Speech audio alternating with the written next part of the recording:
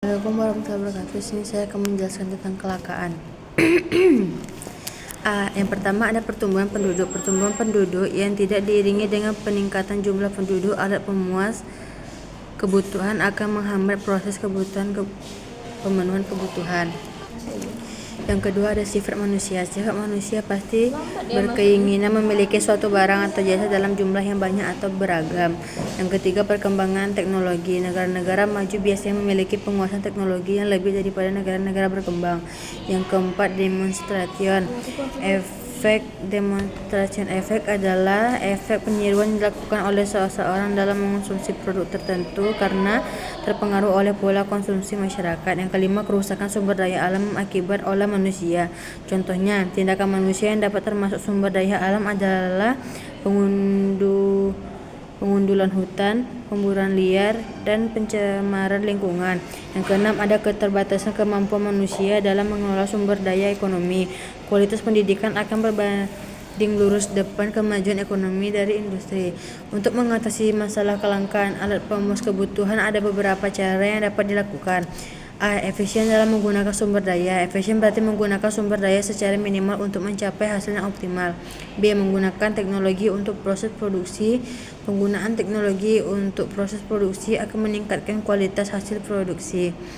C. Menjaga kelestarian sumber daya. Menggunakan bahan-bahan organik serta mengolah limbah sebelum dibuang. B. Tindakan, motif, dan prinsip ekonomi. Yang pertama ada tindakan ekonomi. Kebutuhan manusia yang tidak terbatas pada sumber daya yang terbatas memunculkan 3 pertanyaan mendasarkan. Yang pertama ada barang yang harus diproduksi. Yang kedua bagaimana memproduksi tersebut. Yang ketiga untuk siapa barang tersebut diproduksi. Tindakan ekonomi adalah segala tindakan yang dilakukan manusia untuk memenuhi kebutuhan hidupnya. Tindakan ekonomi yang rasional yaitu tindakan yang didasarkan pada pilihan yang paling baik dan menguntungkan. Contoh teknologi ekonomi dalam kehidupan sehari-hari. Yang pertama Ibu Tika ingin membeli kompor gas.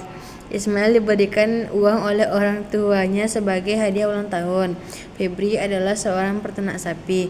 2. Motif ekonomi. Motif ekonomi adalah suatu dorongan atau alasan yang mendasari manusia melakukan tindakan ekonomi tersebut adalah sebagai motif ekonomi lainnya. Yang pertama ada motif memenuhi kebutuhan dan kesejahteraan ekonomi. Yang kedua ada motif memenuhi misi sosial untuk membantu sesama dengan cara bergotong royong secara sukarela.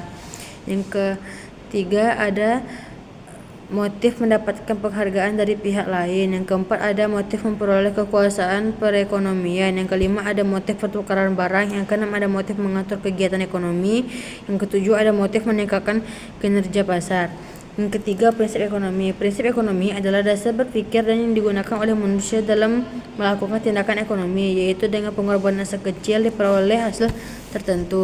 Prinsip ekonomi dalam kegiatan produksi menghasilkan barang atau jasa sebanyak-banyak dengan biaya produksi dan pengorbanan tertentu. Yang pertama ada produk yang dihasilkan, yang kedua lokasi produksi, yang ketiga proses produksi. B. Prinsip ekonomi dalam kegiatan konsumsi. Pada dasarnya kegiatan konsumsi memiliki satu mengacu pada pemenuhan kebutuhan manusia. Yang pertama ada menyusun skala prioritas. Yang kedua menerapkan strategi pembelaan. Yang ketiga ada pemakaian sumber daya. C. Prinsip ekonomi dalam kegiatan distribusi. Pada prinsipnya seorang distributor bertugas menyampaikan barang atau jasa produsen ke konsumen. Sekian penjelasan dari saya. Terima kasih.